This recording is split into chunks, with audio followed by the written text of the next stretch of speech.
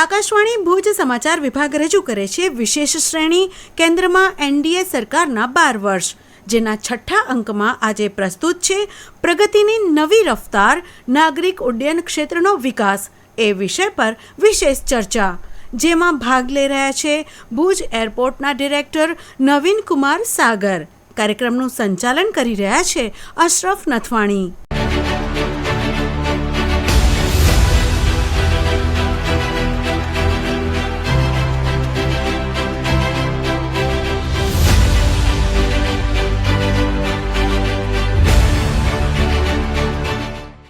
नमस्कार। प्रधानमंत्री नरेंद्र मोदी ने हाल ही में 12 साल अपने कार्यकाल के पूरे किए हैं और एनडीए गवर्नमेंट के भी 12 साल हुए हैं। इस उपलक्ष्य में अलग अलग मंत्रालयों के द्वारा, अलग अलग सरकारी विभागों के द्वारा पिछले 12 सालों में जो कार्य हुए हैं उसके बारे में हम जानकारी ले रहे हैं पिछले कुछ दिनों से। और इसी सिलसिले में नागरिक उड्डयन मंत्रालय के द्वारा भी इस पिछले 12 सालों में बहुत सारे नए इनिशिएटिव लिए गए हैं। भारतीय विमानपत्तन प्राधिकरण है, उसके तहत भुज एयरपोर्ट कार्यरत है। आज हम भुज एयरपोर्ट आए हुए हैं। भारतीय विमानपत्तन प्राधिकरण के द्वारा 15 जून को यात्री सुविधा दिवस भी मनाया गया। यहाँ पे एयरपोर्ट के डायरेक्टर नवीन कुमार सागर सर हमारे साथ उपस्थित है। सर, आपका स्वागत है। नमस्कार सर, बहुत बहुत धन्यवाद, आपने समय दिया हमें। आज हम सर से जानेंगे कि पिछले 12 सालों में किस तरह से चीजें बदली है, क्या क्या डेवलपमेंट हुए हैं यात्रियों की सुविधाओं के लिए, कनेक्टिविटीज की तौर से भी देखा जाए और बाकी चीजों में किस तरह के सुधार हुए हैं। और कच्छ क्योंकि एक टूरिज्म का भी हब है और साथ साथ इंडस्ट्रियल हब होने की वजह से कच्छ का महत्व बहुत बढ़ जाता है, भुज एयरपोर्ट का महत्व बहुत बढ़ जाता है। तो आज हम सर से जानेंगे कि किस तरह से चीजें डेवलप हुई है, उसके बारे में हम विस्तार से बातचीत करेंगे। जैसा कि हमने शुरू में बताया कि ये जो भारतीय विमानपत्तन प्राधिकरण है, इसके द्वारा जो हमारे एयरपोर्ट्स है अलग अलग जगह पे, जैसे भुज एयरपोर्ट है, इस तरह देश में जितने भी एयरपोर्ट्स हैं इसमें यात्रियों के लिए बहुत सारे इनिशिएटिव लिए गए हैं। तो हम सर से सबसे पहले ये जानना चाहेंगे कि सर ओवरऑल क्या डेवलपमेंट हुए हैं, एक यात्री के तौर पे आप हमें क्या समझाना चाहेंगे कि यात्रियों के लिए क्या क्या डेवलपमेंट हुए? सर्वप्रथम मैं कच्छ के लोगों को बहुत बहुत बधाई देता हूं कि यहाँ पे एक अकेला जो जिला है जहाँ पे 2 या 3 मुख्य एयरपोर्ट है। साथ ही भुज एयरपोर्ट जो है इस जिले के लिए एक संजीवनी का काम कर रहा है, क्योंकि आप देखेंगे कि पिछले 8-10 सालों में औद्योगिक क्रांति जिस तरीके से क्षेत्र में आई है और साथ ही साथ जो पर्यटन का विकास जो हुआ है वो एक अभूतपूर्व है। पूरे देश के लिए एक कह सकते हैं कि एग्जाम्पल, एक उदाहरण बन के पेश हुआ है। तो उसमें जो हम भूमिका निभा रहे हैं भारतीय विमानपत्तन प्राधिकरण, वो एक बहुत आप कह सकते हैं कि क्रिटिकल मुख्य भूमिका है, क्योंकि आवागमन इस रिमोट एरिया में सुगमता से और सरलता से अगर प्राप्त हो जाता है तो यहाँ के विकास में अनुकरणीय भूमिका हमारी रहेगी। पिछले 12 सालों की मैं अगर बात करूं, जैसा कि आपने बताया, तो उसमें यह है कि जब हम शुरू हुए थे, एनडीए गवर्नमेंट की सरकार जब शुरू हुई थी, तो उस समय विमान यातायात के साधन इतने सुलभ नहीं थे। मुख्यतः बड़े शहरों के लिए फोकस किया जाता था। लेकिन एनडीए की गवर्नमेंट आने के बाद 12 सालों मुख्य फोकस रहा कि टायर 2 टायर 3 सिटीज को जो कनेक्टिविटी मिली है, भुज में तो बहुत पहले से ही थी, लेकिन जो अन्य जिलों को जो विकास के लिए भूमिका अग्रणी रही है, वो एक बहुत अच्छी भूमिका मैं इसलिए कहूँगा क्योंकि पोटेंशियल होने के साथ साथ उनको एक प्लेटफॉर्म नहीं मिल रहा था।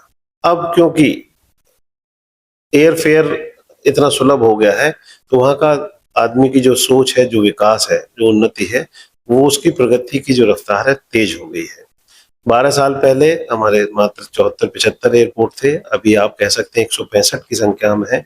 और निरंतर नए एयरपोर्ट, नए कार्गो टर्मिनल का जो विकास हो रहा है, वो एक जो है अनुकरणीय भूमिका निभाएगा। एक एग्जाम्पल के तौर पे याद किया जाएगा कि इतना तेजी से डेवलपमेंट जो है हमारे इन 12 सालों में हुआ है और वो आगे भी निरंतर सतत रहेगा। जी बिल्कुल सर। और अब हम अलग अलग फील्ड में जो डेवलपमेंट हुआ है, पॉइंट टू पॉइंट हम एक के बाद एक चीज़ों पे बात करना अगर शुरू करें, तो मेजर जो इंफ्रास्ट्रक्चरल डेवलपमेंट्स हुए हैं एयरपोर्ट्स पर, वो किस तरह के हैं, उस बारे में आप क्या बताना चाहिए? मेजर जो डेवलपमेंट किए गए हैं उनका मुख्य फोकस रहा है कि यात्रियों का फैसिलिटेशन, जो भी उनकी सुगमता है, जो उनको हम सहयोग कर सकते हैं यात्रा में, उनकी सहज यात्रा के लिए। और जैसा कि हमारा एक नारा है कि सुरक्षा सही सेवा, उसको पूरा कार्यान्वित करने के लिए जो जो इनिशिएटिव लिए जा रहे हैं, वो बहुत सहजता से, मैं बहुत सरलता से आपको बताना चाहूंगा कि उड़ान स्कीम एक जो शुरू की गई थी, उसमें क्या है कि टायर 3 और टायर 2 सिटीज को आपके राज्य की राजधानी से जोड़ा गया। उससे ये क्या हुआ कि जो आपका रास्ता जो है एक वो छोटा हो गया, बच्चों की पढ़ाई के लिए, पर्यटन विकास में और एजुकेशन के फील्ड में बहुत ज्यादा रहा। साथ ही साथ आपका जैसे डिजी यात्रा है, ये एक इंफ्रास्ट्रक्चर डेवलपमेंट था, नया इनिशिएटिव था कि आप जाएं, आपका चेहरे को स्कैन किया जाएगा और विद इन 2 से 4 मिनट की देरी पे आप सिक्योरिटी होल्ड प्रीमाइसेस में आप चले जाएंगे, अगर आपके पास सामान, बड़ा बैगेज नहीं है। तो जो डेली पैसेंजर्स हैं, जैसे हमारे बिजनेस एक्टिविटीज वाले हैं, जिनको अक्सर ये आप ये कह रहे हैं कि बहुत ज्यादा ट्रैवल करते हैं और बिजनेस एक्टिविटीज के लिए जाते हैं या एजुकेशन के लिए लेक्चर लेने जाते हैं, उनके लिए बहुत सहज हो गया, क्योंकि समय की उनके पास कमी रहती थी और एक एक दो दो घंटा पहले पहुंचने के बजाय अपना वो वेब चेक इन कराते हैं। वेब चेक इन कराते हैं, स्कैन किया, 4 मिनट में 5 मिनट में दिल्ली जैसे उसमें वो सिक्योरिटी चेक के पास पहुंच जाते हैं और 10 से 12 मिनट में वो जो है सिक्योरिटी होल्ड एरिया में होते हैं। तो एक समय की जो बचत हुई है, सबसे प्राइम फोकस प्राइम हमारा जो रहा वो यात्रियों की सहजता के लिए, सुलभता के लिए, ताकि उन्हें इधर उधर भटकना ना पड़े। साथ ही साथ मैं कहूंगा कि जो छोटे एयरपोर्ट हैं जैसे भुज है, यहाँ पे एक मिशन 2047 में का जो हमारा कह सकते हैं कि विजन है कि 2047 में हम जो है साउथ ईस्ट एशिया का गेटवे बने, उसके लिए भुज को नामित किया गया। यहाँ पे मेजर आप कह रहे हैं टर्मिनल रिकॉन्फ़िगरेशन शुरू हुआ, जिससे खत्म होने के बाद अब उसको 31 जुलाई की हमारे इंजीनियर ने डेट दी है, तो उसके बाद हमारी टर्मिनल कैपेसिटी जो पैसेंजर के लिए है वो दुगनी लगभग हो जाएगी, 540 अभी है और वो 1200 यात्रियों को हम सहजता से प्रति घंटे आवागमन करवा सकते हैं।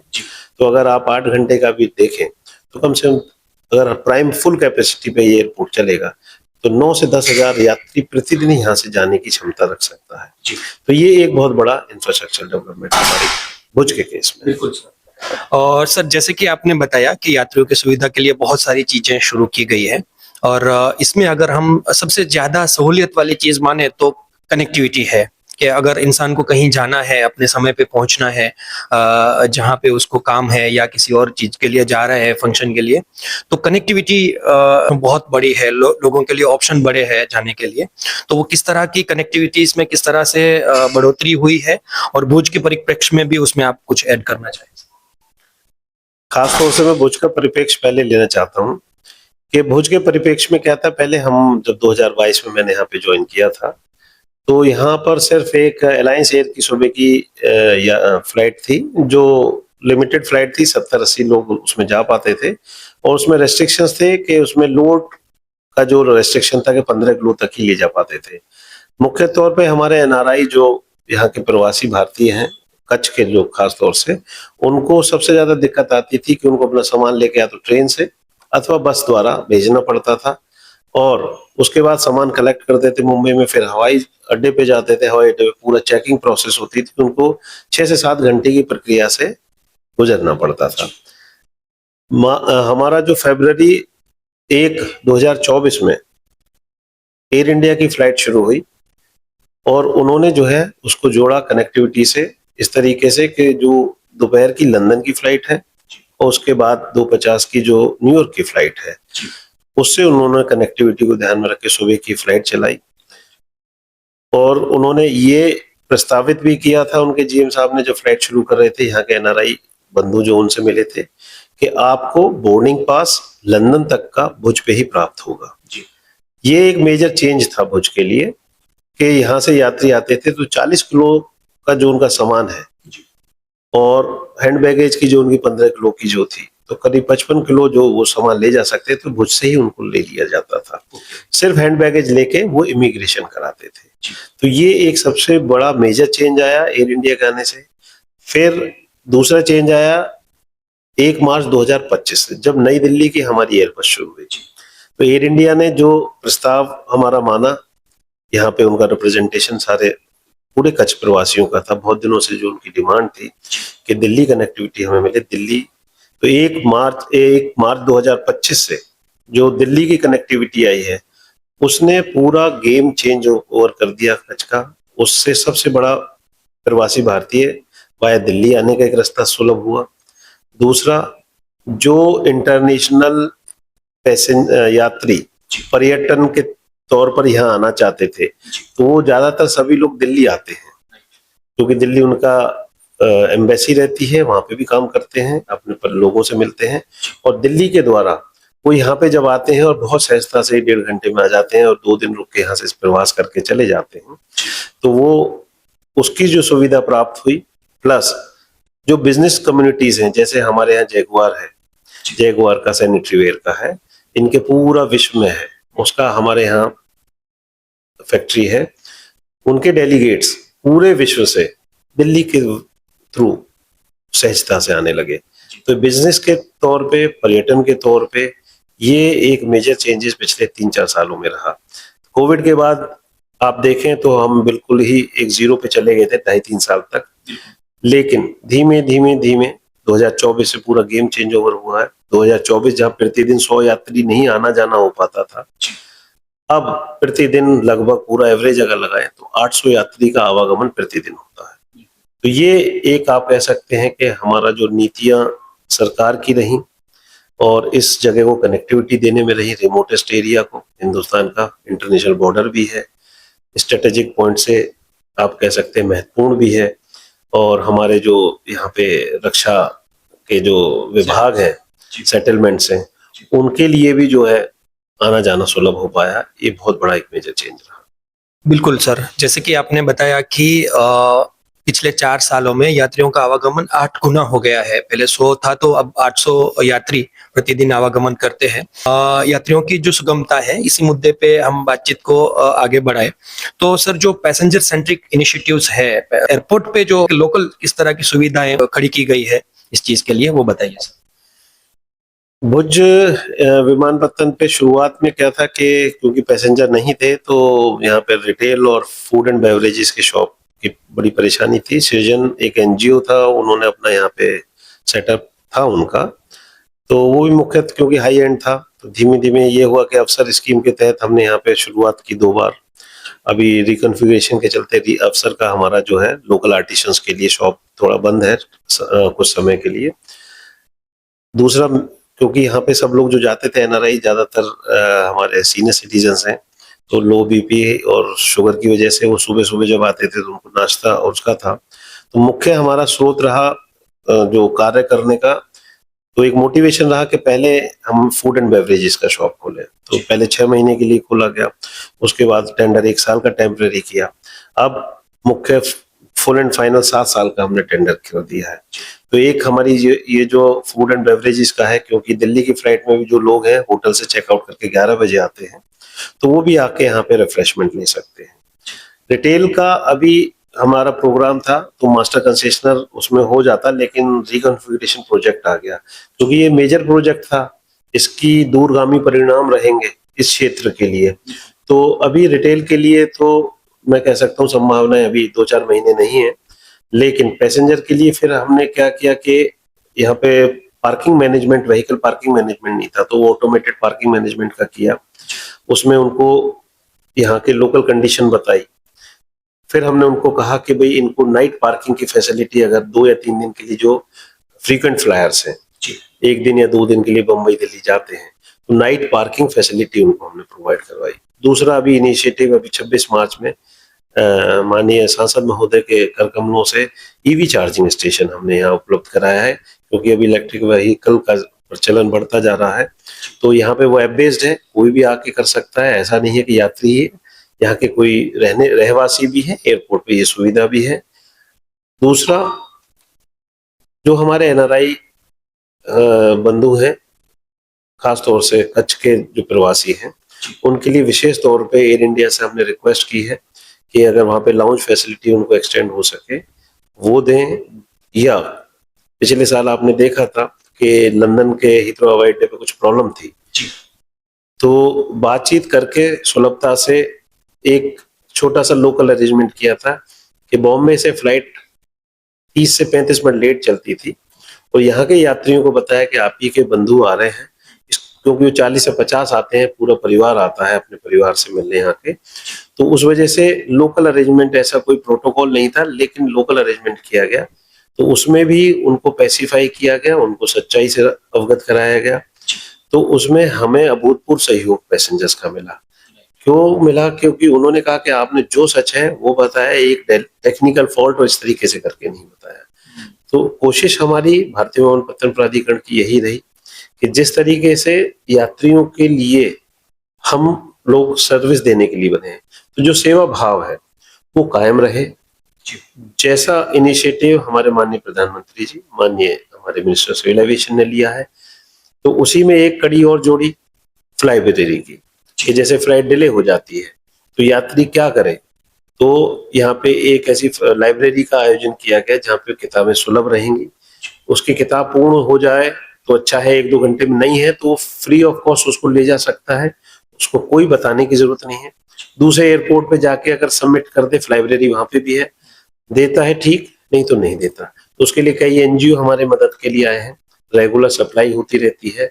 मुझे ये बताते हर्ष हो रहा है, करीब 900 किताबें हमारे यहाँ से जा चुकी हैं। तो इसका मतलब करीब 800-900 यात्रियों ने उन पुस्तकों को पढ़ा है, और एक जो इनिशिएटिव था वो एक संपूर्णता की तरफ जा रहा है।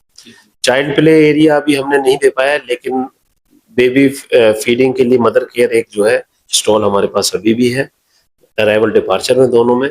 तो उनके के मदर और बेबी के जो केयर के लिए है, डायपर चेंजेस, वो सारा स्टेशन हमने दिए हुए हैं। जैसे कि हम जानते हैं कि कच्छ एक विशिष्ट जिला है, कच्छ की जो कला है, जिसके बारे में आपने बताया कि जो यहाँ के आर्टिजन्स के लिए गैलरी वगैरह भी आपने डेवलप की है यहाँ पे भुज एयरपोर्ट पे।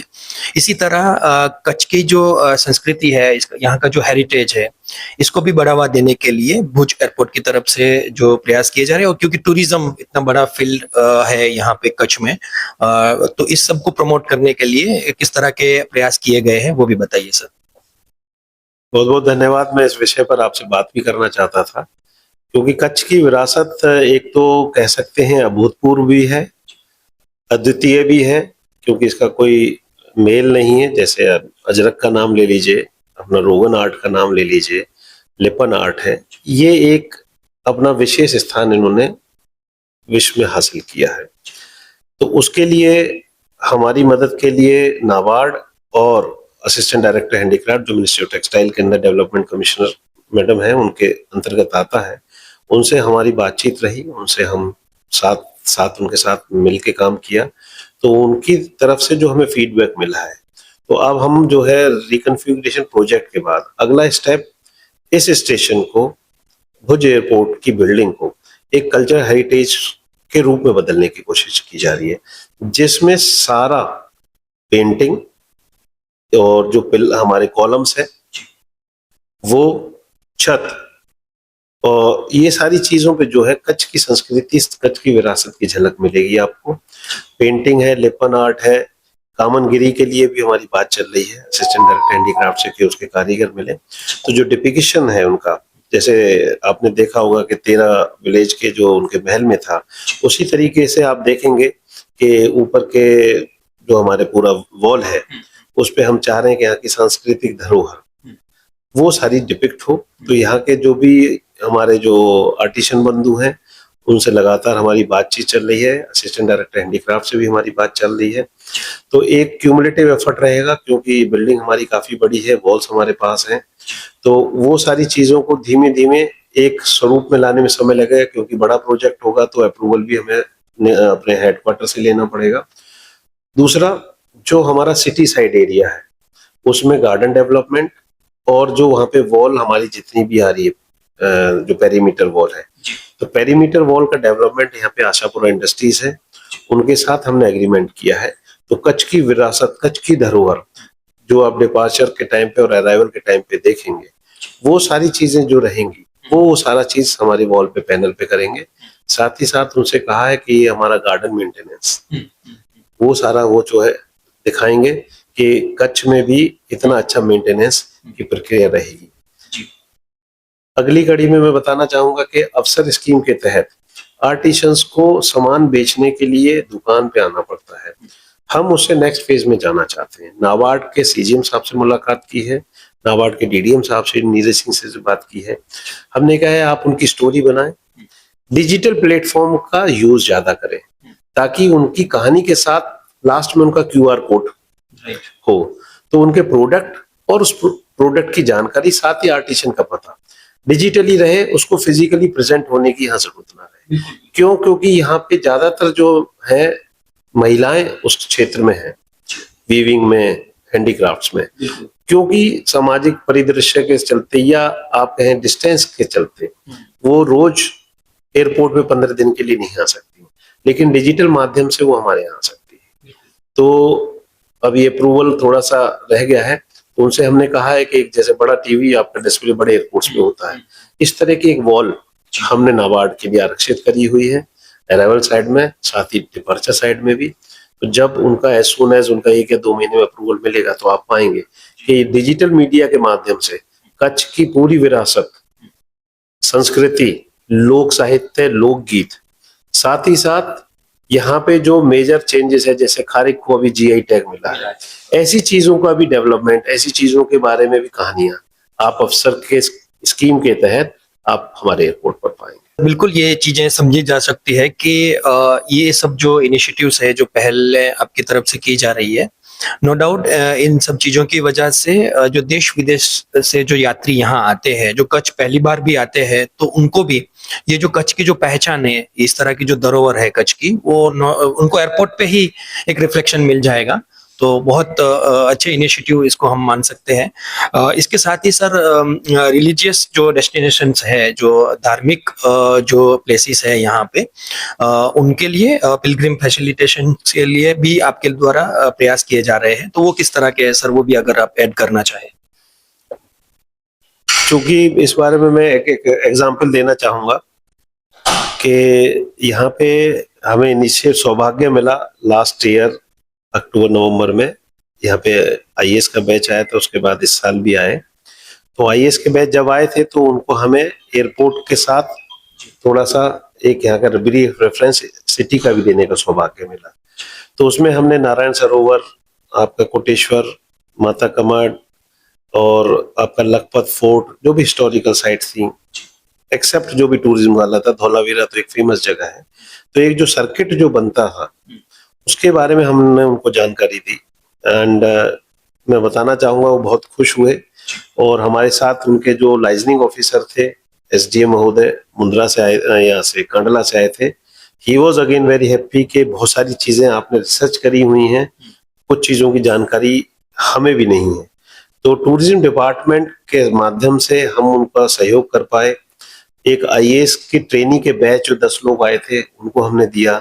उसी दिन से हमने फिर एक प्रस्ताव अपने रीजनल हेडक्वार्टर को भेजा है कि यहाँ पे एक हम ऐसा काउंटर बनाएंगे कि रिलीजियस पिलग्रिमेज के साथ साथ जो यहाँ का लोकल टूरिज्म है वो दोनों साइड बाय साइड हमारे पिलग्रिमेज रहेंगे, जिससे कि जो जिस क्षेत्र में जाना चाहे वो बिगर हिचक उस काउंटर पे जाके जानकारी प्राप्त कर सके।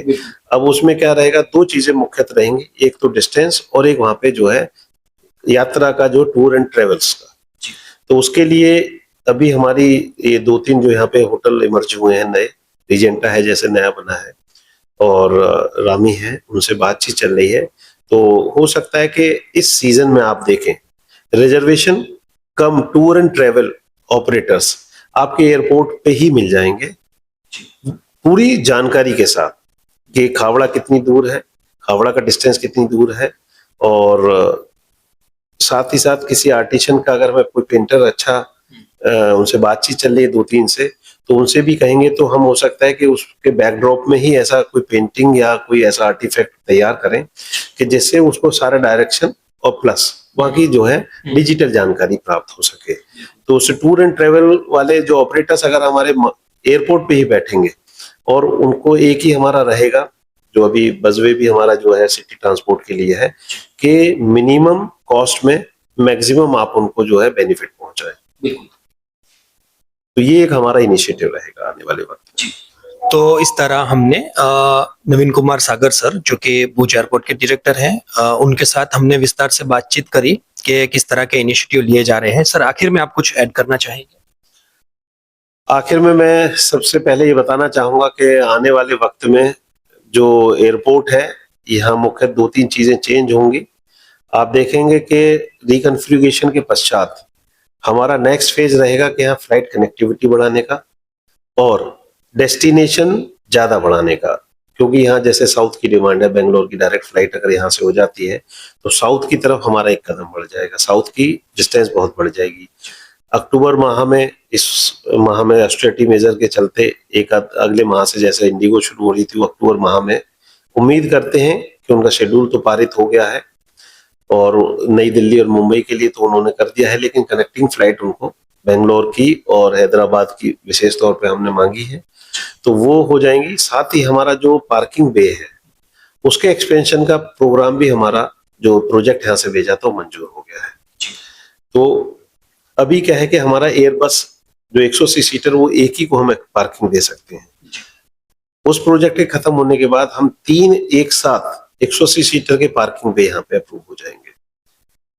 कार्गो के लिए भी हमने परमिशन ले ली है, स्मॉल कार्गो के लिए एयरलाइन से बातचीत चल रही है, वो कार्गो जैसे ही ऑफिस खोलेंगे निकट भविष्य में कोशिश करते हैं कि अभी ये जो सीजन आ रहा है इसमें कार्गो की फैसिलिटी भी हो जाए।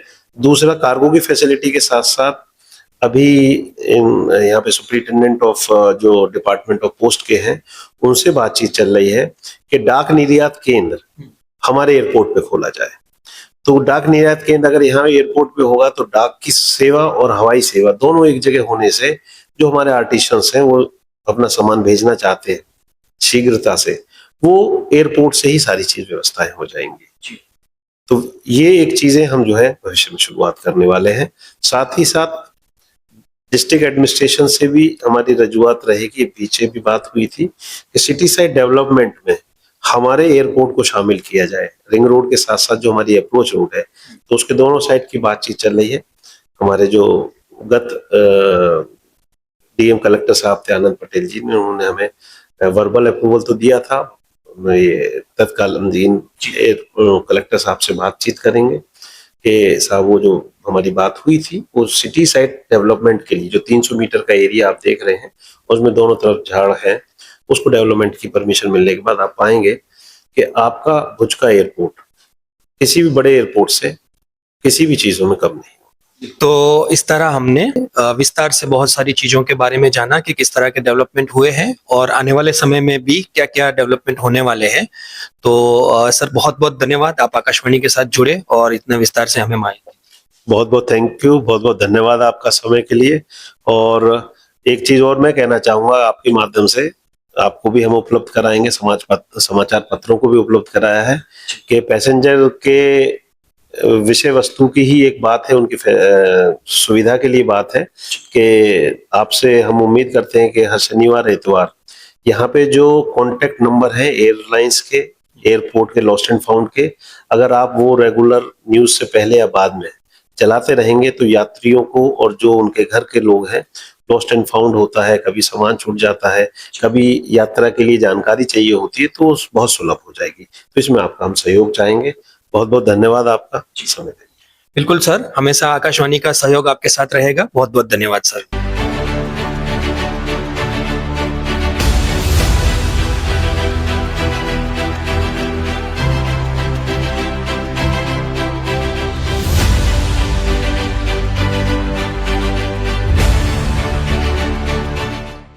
વિશેષ શ્રેણી કેન્દ્રમાં એનડીએ સરકારના 12 વર્ષના છઠ્ઠા અંકમાં આપ સાંભળી રહ્યા હતા પ્રગતિની નવી રફતાર, નાગરિક ઉડ્ડયન ક્ષેત્રનો વિકાસ એ વિષય પર વિશેષ ચર્ચા, જેમાં ભાગ લઈ રહ્યા હતા ભુજ એરપોર્ટના ડિરેક્ટર નવીન કુમાર સાગર. કાર્યક્રમનું સંચાલન કર્યું અશરફ નથવાણીએ અને સંકલન કર્યું પરેશ મારુએ. આ કાર્યક્રમ આકાશવાણી ભુજ સમાચાર વિભાગ દ્વારા રજૂ કરવામાં આવ્યો.